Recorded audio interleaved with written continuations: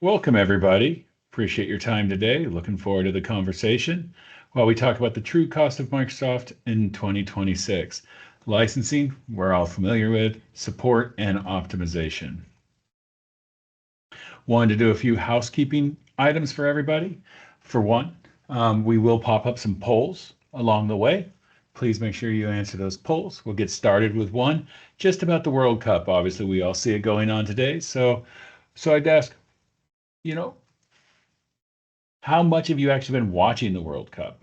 I know it's every TV in the office has it on here. I also want to do a little housekeeping item. If some folks at times have difficulty seeing the content, if your screen's looking a little off and you're not really seeing the content we're presenting, like the smiling person right now with the different Microsoft products underneath them, feel free. You could click on View. Under View, click on More Options, and then click on the Add Shared Display option. And that has taken care of resolving that issue for most of folks when they're having issues with the display. Also wanted to make sure I'm drawing your attention to the Q&A panel at the top of the screen. Go ahead and if you click on that Q&A panel, that will take you to where you can submit your questions. I encourage you, don't wait until the slide says questions, because if you do, you may forget about what you wanted to ask. Put them there, get you in the queue of those questions we're going to answer.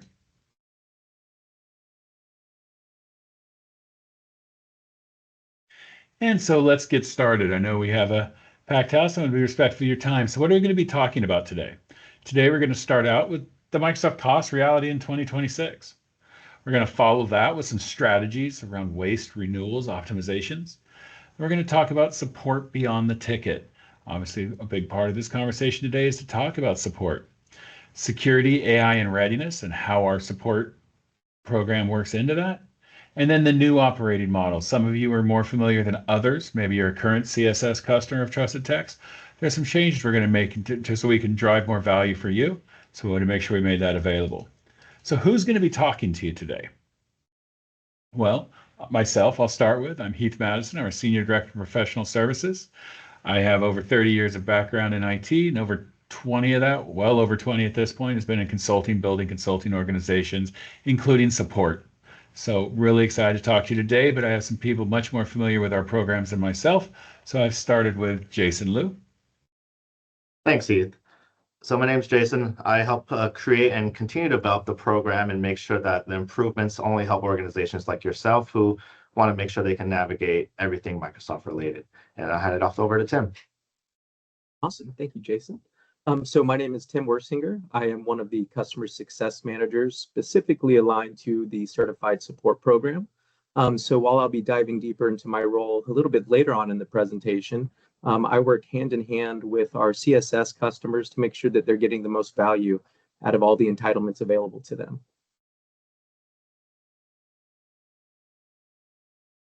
Thanks, Tim and Jason. So where we're starting with, we're going to start with the Microsoft cost reality in 2026. So as part of that, I'm going to ask you my first polling question that beyond the World Cup. And that's, which has been your biggest concern recently? And while you're answering that and popping that up, we'll keep the slide moving for us. And so we will talk about, ultimately for years, the cost conversation when it came to Microsoft was really just focused on licensing. It was time to renew, I renewed. Or even before that, it's a perpetual license, I buy the license and I'm done. That's the story. Well, these days, it's no longer just about that.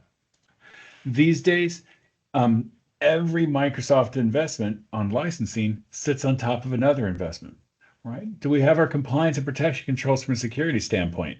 As we get more licenses, how do we actually make sure we're doing that securely? As we're licensed for Copilot, how do we make sure Copilot's not sharing unintended data with the wrong people at the company? How do we support all these licenses? More technologies, more features, more questions, more potential concerns. How do we support that? How do we make sure our users are consuming it? License costs are what they are. So everything we're not using adds issues, as well as when we talk cloud consumption, we start talking about different sprawls. We'll go into more detail on that. productivity, and then continually optimizing all these pieces together is really where we're going to focus. We're not really budgeting an individual item. We're budgeting for the full stack. And so if we talk about, at this point, everybody's probably pretty sure July 1st, the cost of Microsoft licenses for, E3, E5 are increasing. So ultimately, that's a lot more value coming, and we'll talk about that. But it's making sure that we're prepared for that. So this price is updating, but there's a lot more value added. And what you can see here, it kind of surfaces and represents what I'm talking about. If we talk about E3, E3 as a bundle is expanding. What's included in it's expanding. It's now going to include Intune, Remote Help, Advanced Analytics, and Defender for Office. Altogether, those things total about $14.50 a month if you were to be purchasing them today. But with the bundled pricing and the new pricing, yes, the E3 price is going up $3. But for that $3, you get $14.50 worth of value. So if we kind of look at it that way, but the key is to make sure you're leveraging those. Same thing as we look at E5. And when we talk about E5, we're adding Security Copilot, we're adding full Intune suite, and ultimately, once again, that's $11.60 worth of value, of which the price is going up $3. So if we just focus on that $3 increase, yes, it's more expensive. If we look at the value, you have a lot more value. And E7 is even a bigger part of that conversation. What you see here is it takes everything that E5 has, the new E5, right? So including that Intune suite and the Security Copilot. But now we're adding full Copilot licenses, Agent 365, and full Entra suite. So that's an extra $57 on top of that $60 we talked about, but you're only paying $99. So when we talk about that $99, that's $18 out under what those would total completely. But it does take planning to make sure that extra value is being taken advantage of. And so that's when we talk about these costs and the expanding. When costs grow, and this is what I'm going to talk about a lot today, people just assume it's because price went up. The licensing price went up. But a lot of those biggest increases are really tied more to like unmanaged growth. It's not the price itself. It's how are we making sure that we aren't having a lot of these hidden costs. And I always refer to it as the license cost is just the tip of the iceberg. That's just what you see above water. Below water is actually where the biggest impact is. Underutilized licenses, Azure sprawl, all of these kind of pieces and poor governance is what's really creating our price increases. So it's important that we actually manage this. When it comes to the licensing price, you negotiate that once a year. But that other stuff below the line, that's compounded daily. So getting in front of it is key. And so what you see and kind of what we're talking about is the Microsoft environment, it's no longer just static. Your support of that environment shouldn't be either. And when I say support, I'm not just talking about something's broken, how do I fix it? I'm talking about the proactive support. How do we stay in front of this? How do we continually manage our investments in AI, security, the cloud, compliance, all these pieces? How are we taking advantage of that? We're going to talk about that more in our next section here, which is M365 strategy, waste renewals, and optimizations. And what you see here on the slide is we look at kind of 3 core decision frameworks around renewal. And this is that point in time. Do we need to grow because our users have grown? Do we need to upgrade because the needs of our current licenses don't meet the needs of our users and organization? Or do we need to optimize? Optimize is what we're going to be focusing a lot of time on today, because this is where our support program through our advisories, through whether it's an advisory session, whether it's through our trusted advisor programs, or whether it's through our designated technology advisor programs, we can really help with that. And so when we talk about optimization, here it kind of shows you a little visual of the life cycle. You have to deploy. Beyond deploying, you have to make sure the users are adopting it. You can give them all the great tools of the world, but if they're not using them, you're not gaining anything. But once we get that right licensing mix through the grow and the upgrade and the optimize we talked about before, we need to make sure you're seeing the value. And that's what optimization is all about. It's intentional deployment, it's full adoption, it's measuring that adoption, measuring the usage, and then actually continuous improvement and optimization. So when we talk about three of the kind of the key areas we see when it comes to licensing, over licensing, this is where you're paying for capabilities you're never going to use. I actually was working with a large enterprise customer, and they asked us to come in and take a look at their licenses. And we found this large enterprise customer was quite literally overspending by $1.2 million on their spend. Now, not every customer is going to save that. This is a very large enterprise, but when you come in and you start looking, you're paying for a license that you don't need. You know, the person working on your plant floor doesn't need the same license as finance, sales, marketing. They just interact with technology different. So we need to take care of that waste.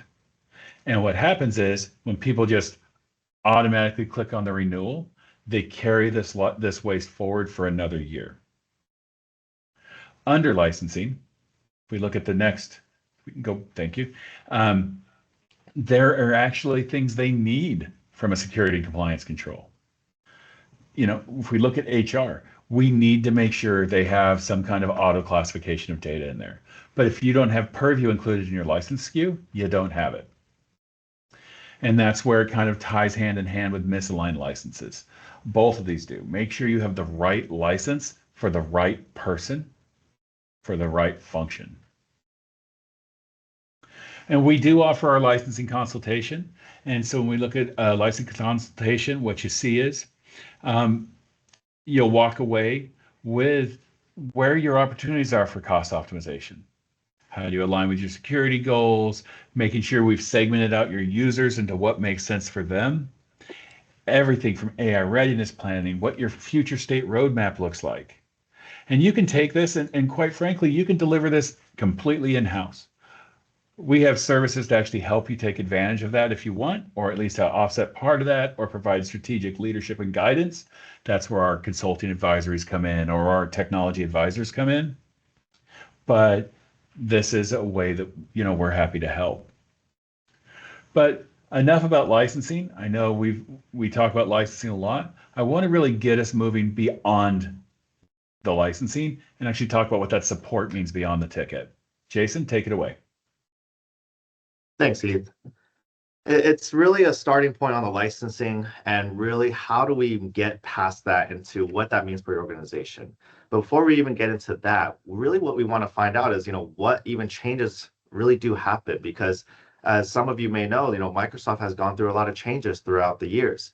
And for us as a Microsoft Direct partner, how can we make sure that we are communicating that with you, you know, our customers and whoever is a Microsoft customer? Because for us, we really do want to focus on that. And how do we make sure that the complexity and the continuous involvement of Microsoft, how does that get translated over to you, the end customer?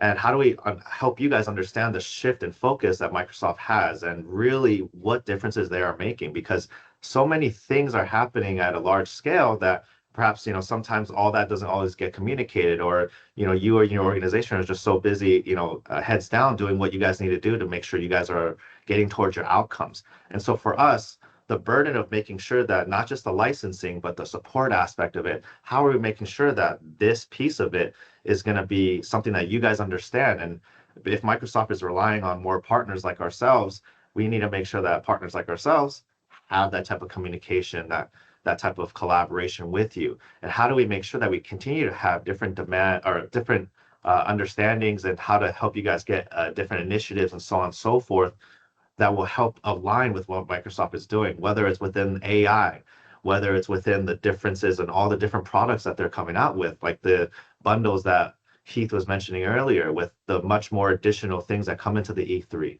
into the E5, and they're really doing the kind of cost optimization of it, of you spend a little bit more, but it's actually larger than in the grand scheme of things.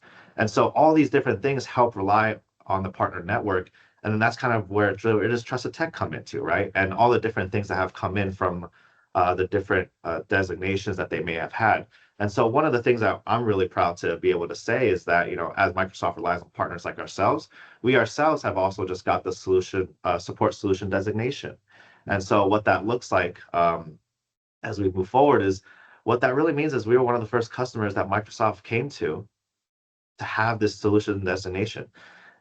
If you guys aren't familiar, the solution designations is basically just the previous, Microsoft Gold partner, Silver partner, so on and so forth. There's now 7 of them. We as Trusted Tech have all 7.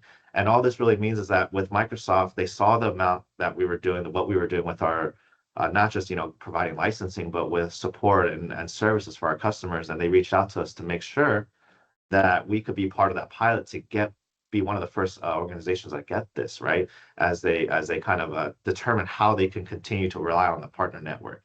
And really what that means for you as a customer of ours, if you are, is that we get a lot more from Microsoft than other partners may not. And what that means is, more senior Microsoft engineers, we get escalation past that other partners wouldn't necessarily be able to. And just overall, really for us, Microsoft holds us to a higher standard, which means that we also have a higher standard to deliver to you guys. So really it's all about capability, scale, and quality. And the way that we got there is we expanded all the different services that we can do. And so when you look at what we can do, it expands from M365 and all the different services that we have. As we move forward, we have, as you can see, modern work, M365, the public cloud, and Azure, and all the 7 designations on the left that you'll see there are all things that we do have. And so for us, it's not about what you guys may or may not want to do. It's about what you guys need to get to and have a partner help you with to get you to the next outcome. So again, whether it spans from the productivity suite, security, all the way over to the public cloud, whether it's Azure or not, right? There's so many things that we can help a lot of our customers with. And how do we make sure that we have these different things that allowed us to really be, in the eyes of Microsoft, that partner that can help the customers scale to the next level with every single thing under the Microsoft realm. And enough about, what we can do is let's have what we have done for our customers, and have Tim be able to kind of introduce himself a little bit more and tell a little bit more about like what the program it is that we have, and how we have helped customers. Thank you, Jason. So I am a customer success manager on the Certified Support Services program. And I wanted you to have my contact information. So once this call wraps, if there are any additional questions, you can reach out to me directly. But importantly, I do want to kind of talk about my role and how it kind of fits into the broader picture. So on the next slide, Ashley, what the key takeaway here, there's a lot of really good information, but I am your primary point of contact for everything related to CSS, right? So that includes proactive planning, making recommendations based on my knowledge of the environment, and working with you hand in hand. And so that goes from a break fix perspective and from a proactive perspective. And so from a break fix standpoint, if we kind of want to start there, the key takeaway here is, we are one of the best at Microsoft support. So with any of our support packages that we'll kind of talk about here shortly, there is unlimited resolution in-house at Trusted Tech. The beautiful thing about that is the fact that we solve nearly 86% of tickets in-house, just because of the investments that we've made on the engineering team.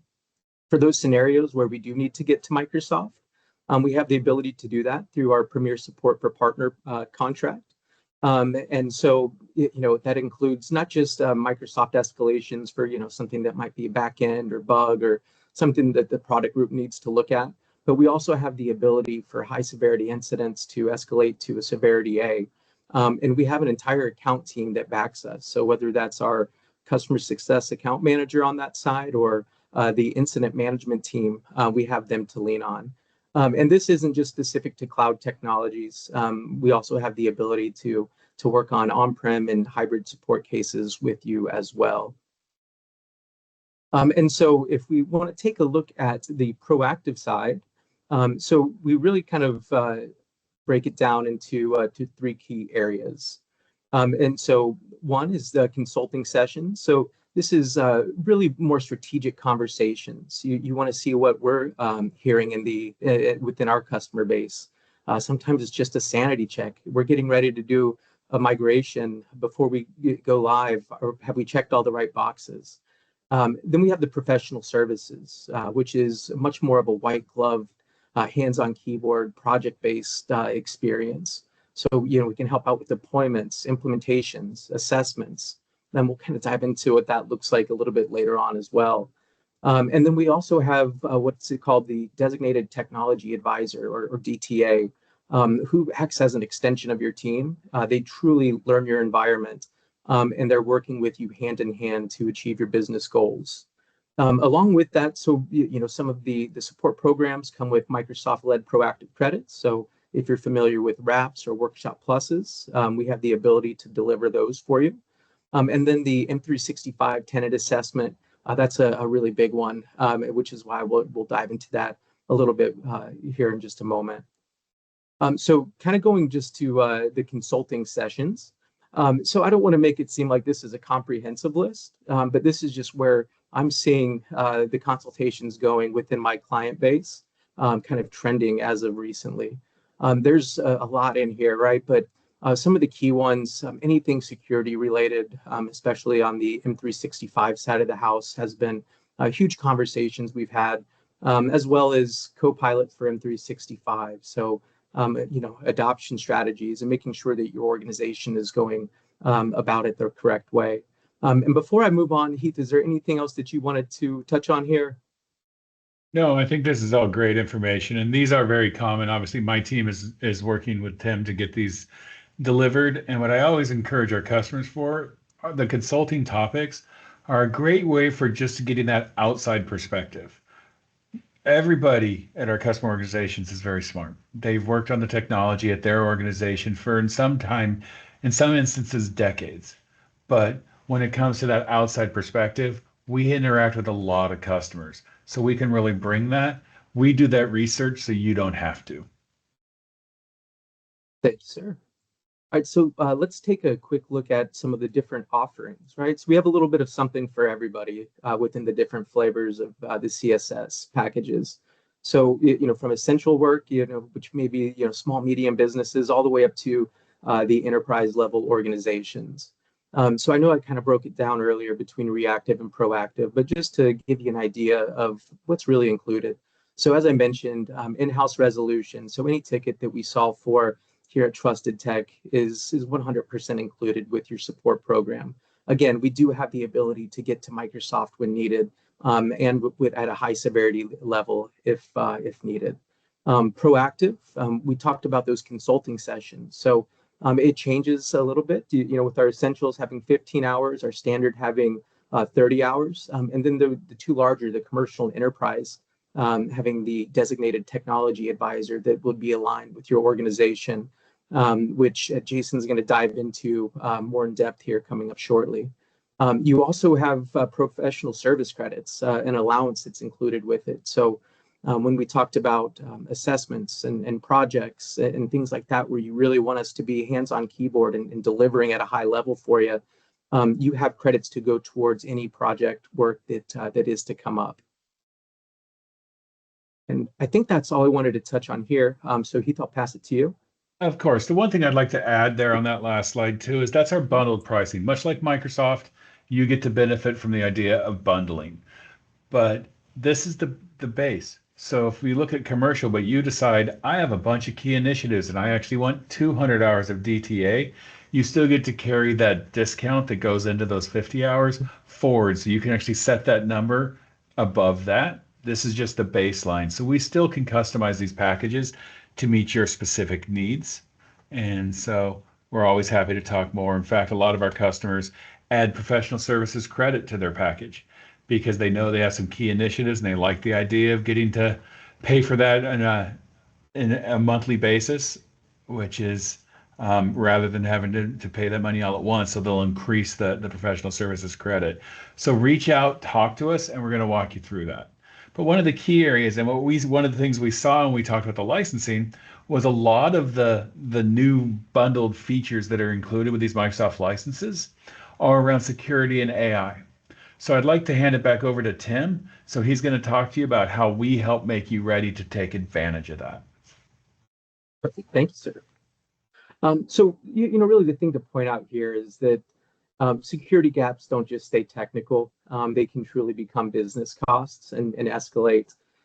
So, for instance, a misconfigured identity or an over-permissioned account is a gap. That's something we would consider a gap. And a gap can become an incident, which causes downtime, and then in turn needs remediation. And some of the time and work that goes into it and stress, that obviously can cause a financial impact. And so from an AI perspective, AI really changes the risk equation. So not only does it amplify productivity, but it also can amplify any security gaps that you may already have. So before you turn Copilot loose on all of your data, we need to be able to answer a couple specific questions. So who has access to what data? Is sensitive information classified? Are permissions governed? Are identities secured? And so the way that we go about that, so actually, I'm sorry, I didn't realize that we go forward. So let's go for one more. And so why is Copilot and E7 required genuine readiness when planning? So technology alone doesn't create the value. Readiness does. So we have 5 pillars that our assessments truly take a look at to make sure that your organization is in a good spot going forward. So, those are identity, security, data governance, user adoption, and obviously compliance. And so I wanted to kind of talk you through what one of our Microsoft 365 or Copilot readiness assessments can look like for you. So this is a very comprehensive tool and a report that's yours at the end of it, right? And so you're obviously going to get a tenant overview, but importantly, you're going to get a secure score to let your organization, out of all these data points that we pulled from, we have some gaps here. And so it goes through every bit of technology within the Microsoft 365 suite, everything that you're utilizing. And it gives you recommendations from Trusted Tech. So the report that we're running, it's not only things that need to be fixed right now, things that we need to address and remediate, as quickly as possible. And it gives you a true roadmap so we can prioritize and continuously improve the security posture within your organization. And Heath, is there anything else that you want to add to this? No, it's a really exciting tool. We're really proud of this tool. We developed it in-house to better serve our customers. It goes into your consumption, your licensing information. It's not just about even the Entra or the Purview, but it looks at the entire stack. And if you are one of our fortunate customers that's already part of our support packages, we are running a special this month. So I do encourage you to reach out to your account manager and Tim, and see what you can do to take advantage of that special. And if you're not a CSS customer currently, I'm going to ask why not. But you can probably take advantage of that special too if it's something you're interested in. So we can have some conversations about that. But your AM would be the right person to talk to. Thank you. So obviously with these shifts, we're kind of redefining. For those of you familiar with our CSS program, there's a few nuanced changes to increase value. And so I think you'll see that. And so I'd like to actually hand it back over to Jason to really talk about that. And while Jason's clearing his throat, I'm going to put up another polling question. Just how often are you even taking a look at your IT strategy? Yeah, thanks, Heath. I mean, it's right along that same question, right? Like, how often are organizations reviewing the strategy and usage, and overall, just even understanding a baseline. What Tim was showing before, I think, is a very great example of having the ability as an organization to even figure out, like, what is the lay of the land, right? And I think a lot of times most organizations do know the lay of the land, but I think there's a lot of value in bringing in kind of that third eye that will really help kind of spot check and make sure that they can soundboard. And so really like the most successful organizations that we've seen, especially the ones that we partner with and the ones that also actively look for partners, is making sure that they can know that the organization they're working with is going to be a partner, not just a vendor. And there is a clear distinction between that. And we have our programs and the people that we hire all very much so all one mission, which is how can we make sure we provide the most for our customer? How can we make sure we able to get the information from Microsoft and convey that to our customers? And how do we have the services in place so that your organization can have the differences that's going to make the year and or years go by with better planning. So really the assessment is just the first plan or the first part. And then after that, really, where do we go? I think we need to make sure we have the plan to ensure that this is where we want to go directionally, right? When we're steering a boat or a car, we want to make sure we have our hands on the steering wheel and we know exactly where we're going to drive. And then when we do, we want to make sure we have all the things in place, the right people in place to deploy and have the governance in place. So really what we're looking for is not just how can we make sure that your organization can, assess, plan, and deploy, but really what outcomes are we looking for? And I think that's really the thing that we're really striving to have the conversations on, which is faster adoption, reduce risk, better ROI, increase governance, right? I think a governance is one thing that a lot of organizations that we've seen really do ask for many times. And ultimately, how do we make sure that that becomes more of a better fine-tuned engine for your organization? And so how do we do that? And so what we have is two programs. We have our designated technology advisor as well as our trusted advisor. Think of these two in parallel, right? They're Batman and Robin, they're best friends. You can have both at the same time. And the reason for that is because when we have the DTA or designated technology advisor, really what we're having is a generalist to begin with. This person is a named engineer that will continuously work with you to not just understand your environment, but to really pinpoint where we can have some optimizations. And this goes all the way back to the licensing bit. Just because you purchase E3 doesn't mean that an organization may even want to use all of it, right? And so if there's also third-party things that someone may be using, it's also a great time to identify, hey, is Microsoft going to be a great fit for what we were using a third party for? And so the DTA is really going to be building that type of conversation and momentum to continue forward. And then as we kind of understand your organization a little bit better, we can then go into the trusted advisor, right? And on the right side, that's what you see, which is these are more specialized individuals, specialized programs that really help you based off of the product set that you may want to work towards.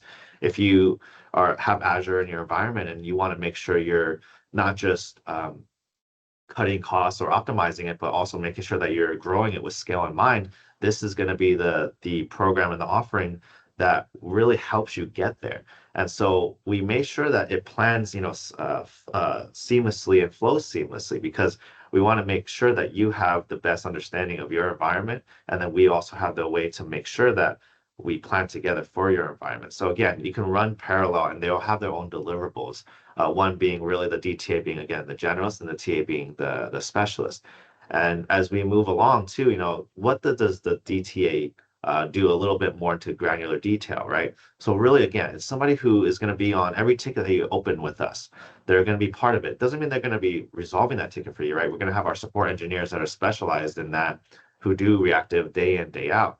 But they're going to be there because then they know exactly what may be happening on a reactive sense. They're going to also be able to help you with anything proactive, whether to deliver the consulting sessions that you want to have, whether you want to have workshops, whether you want to do road mapping on what you want to do strategically for your organization, and really not just be that third eye per se, but now actually someone who's very much involved on what you might want to do from an industry best practice standpoint. They're going to be able to help set up assessments, and they can even create documentation and really get into that governance that we were talking about. And most importantly, or they're going to also be able to help deliver projects hand in hand in tandem with our professional services, right? And so this person really is a extension of your organization. If you think the sky is falling down, it's not falling down alone, right? You have somebody there with you, and pray that won't be happening. But the big piece of it is this person is just going to continuously be part of it, right? They're going to make sure that they understand what's going on so that they can then, really point in the right direction of where we may need a little bit more assistance, right? Because again, in terms of a generalist, they will know a little and a lot of everything. But if they know, for example, Azure needs a little bit more help, we can really get into the Azure Trusted Advisor offering, right? Which, if we look into the next slide, it's going to be a lot more so. What do we have in there? So it's really three work streams when you're in Azure. You really look at it from a FinOps perspective, a SecOps perspective, and governance. And so everyone that has Azure in here, I think, is very familiar with these. And I'm sure there's a lot of these that have been set up, and maybe there's also a question, maybe some side tilts or like a, hey, am I doing this with best practices in mind? Hey, did I inherit something from different people that may have left the organization? And this Azure environment may have been running for years now, and maybe it's time to kind of really get in there and figure out, baseline wise, or maybe you have large plans on figuring out what you want to do for the organization and how that's going to affect your business.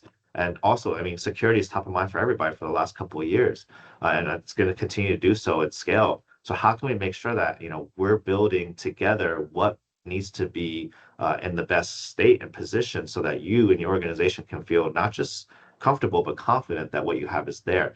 And I think really the governance is going to be a big piece too, because governance is the ultimate, backbone of really make sure we understand everything. And so all these things help with making sure your environment, at least when it comes to Azure, is going to be set in the place that you need to. And there's also many different deliverables. This is just kind of the high level of it. And so, really the flow of it is going to be looking at how can we make sure we're having conversations, and how can we make sure that those conversations become pointed, directed, and go towards not just different things that we can do, but specific outcomes that you and your organization want to do. So as we kind of round it all up, what are we doing in terms of this engine? Because I think there is that type of idea of what really are we building together when we are looking at all the different proactive outcomes as we move along. We're looking at it from licensing. We're looking at it from a, reactive support type of perspective. We're looking at it from optimization if you're in Azure or if you're in modern work, and then any type of, white glove implementations or anything that just may want to make sure you is done correctly, is done right the first time, is done with speed, right? All those different things and factors all lead to these different business outcomes that I think all organizations really want to make sure they can go towards, right? So it's lower cost, reduced risk. How do we make sure it's not just innovation, but it's correct and faster innovation, and overall just better ROI? And so I think the true cost of Microsoft, as we kind of come towards this idea of what is building an engine to get you to optimize within and really leverage Microsoft to the best ability, is how do we make sure that the true cost is there? Because it's not just a license anymore, as you heard from Keith before. It is now, how can we make sure that what you purchased now for, I'm sure, for Microsoft is getting to the state that you need it to be, not just purchasing it because, Outlook is what somebody has used for the longest time, or Excel, or whatever else may be, but all the different true products that Microsoft develops on a daily basis when it comes to security, AI, and so on and so forth. So as we move forward, I think Heath will have an offer for everybody that was on this webinar. And if there's anything else, Heath, that you want to chime in, you're on mute, Heath. I knew, that's why I paused. And it's not an official Teams meeting until at least someone does it. So it was my turn to fall on the sword on this one. So we are, for attending this webinar, we wanted to introduce you to our 30-day support offer. So this means that if you are not a current customer, you're actually going to get 30 free days. So you'll get 13 months for the price of 12. If you are already a CSS customer, thank you. We really appreciate your business, but let your account manager and Tim know. So when you're renewing it, we will actually give you the next 12-month renewal for the price of 11. So that way everybody gets to take value for attending this.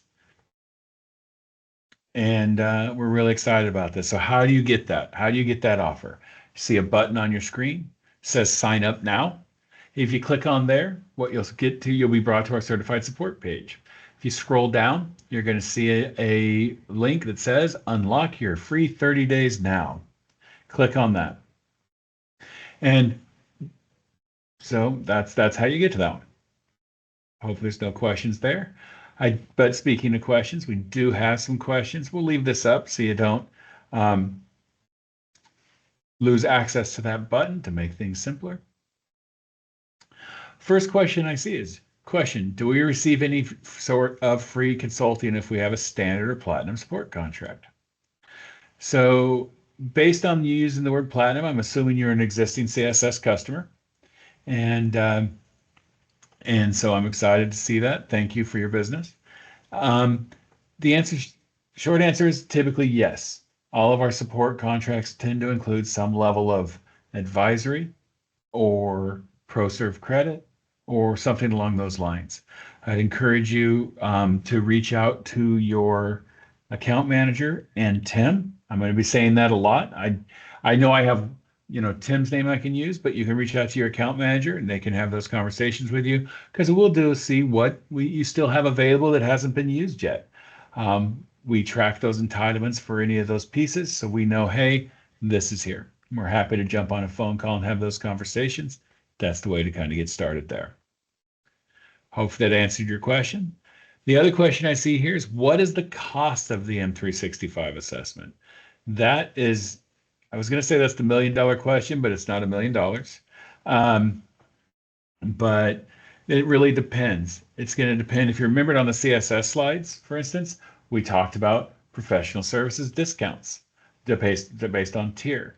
So it really depends on in the individual organization what their current relationship is with Trusted Tech, because obviously part of the Trusted Tech relationship could mention that offer I was talking about earlier, that's special for this quarter. And so the best way to do that is, if you're a current customer of Trusted Tech, please reach out to your account manager and we'll have that conversation. If you're not a current customer, you want to become one, that's great news. What you can do is go ahead and use the same sign up I talked about earlier that you get to from that button on the screen. Go ahead and say get started on the unlock 30 days, but when you fill out the form, make sure you put in there that what you're interested in is the M365 assessment.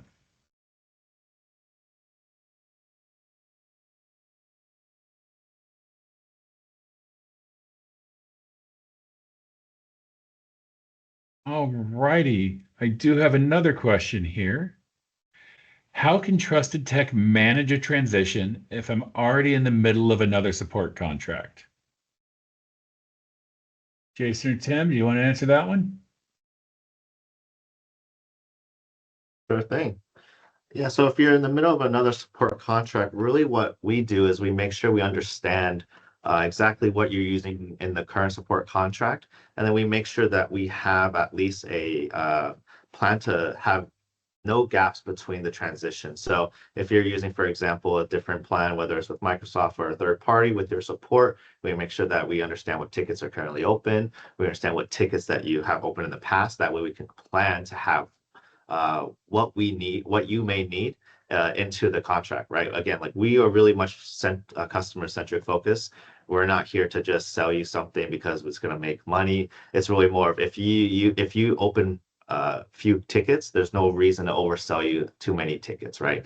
And so for us, again, the contract, if you're in the middle of it, we'll talk to you, make sure we have a plan in place, and then as you want to transition over, we'll have an onboarding and we'll make sure that we have all the different things set in place to get you set up and running. And then we'll also you'll have an onboarding and so on and so forth. So really, it's going to be a seamless transition as long as we understand what you're using the current support for. The nice thing is, it won't be the first time we've gone through that kind of conversation with a customer. We've gone through a transition in mid-support contract. So we have kind of worked out all those kinks over the years. So once again, much like with our advisories, we figure out how to make that work so you don't have to. All righty, I have another conversation. Well, this one's pretty direct. Well, is your support better than going directly through Microsoft?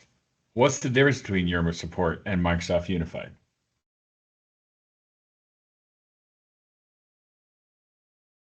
Yeah, I can kind of take that too. So when you're with direct with Microsoft, really the difference is whether you're just directly with them without the unified contract or without any third party or support contract with Microsoft, is that you're going to be beholden to whatever support levels that they have for you when you open directly with Microsoft.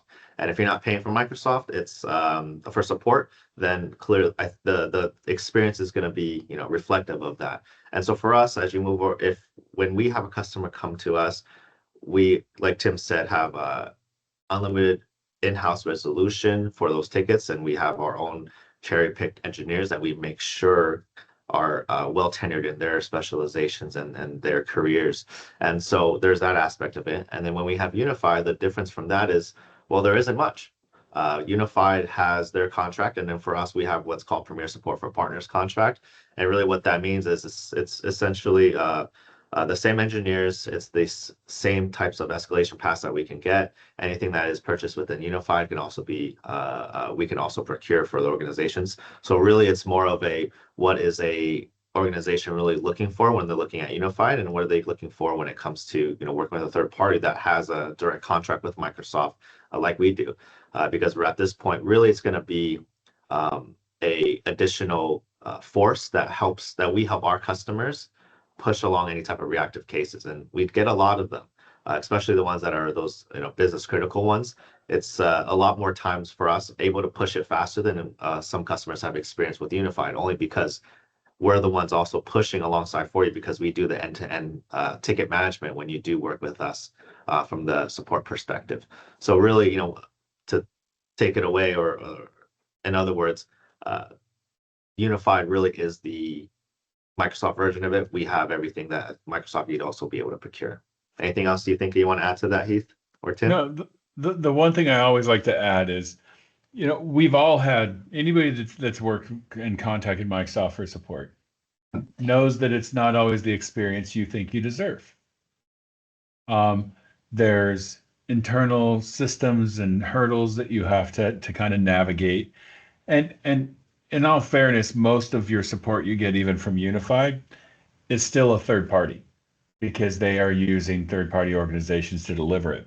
But it's also Microsoft's shift is towards third party support. So they're actually putting things in place, more to come on that soon, to even help certain key providers like ourselves really even provide an even better support experience. But where you really shine with what we can deliver is the 86% of the time that we get to resolve the tickets in-house. And when I say 86%, that's our running average over the last year. Our year to date is actually even better than that for what we resolve in-house.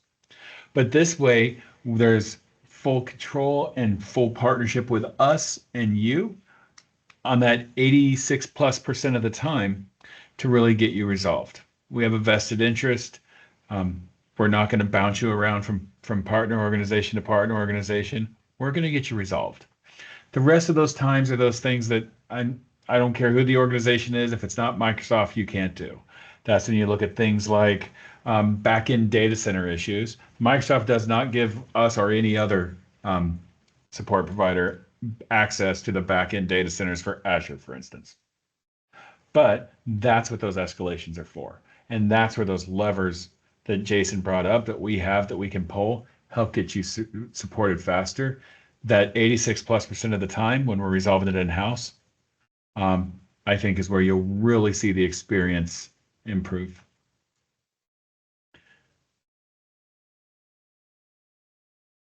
All right. Any other questions? We do have a few minutes left.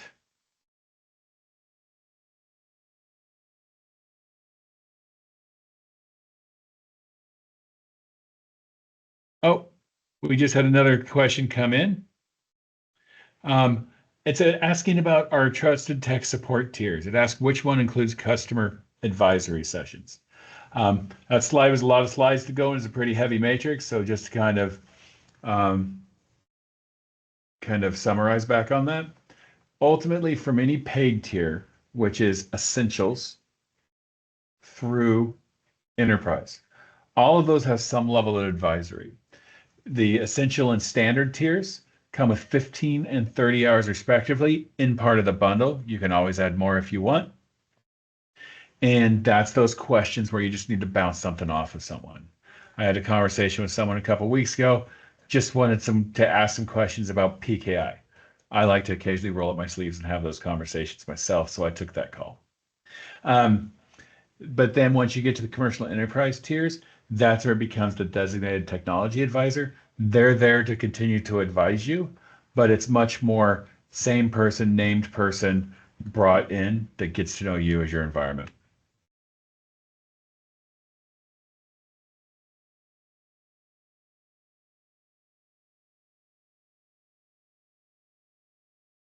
All righty, with no more questions, I'm fine giving everybody back 8 minutes of their day. Please don't hesitate to reach out. Once again, existing customers work with your account manager, Tim or his coworkers, and we'll get you taken care of. Make sure you click that sign up now link to get that free 30 days. And if it's other topics that aren't specific to CSS, feel free to use that same link. It's going to get you someone to be able to reach out to you. So I appreciate your time today, and I look forward to talking to you on the next one of these. Have a great day.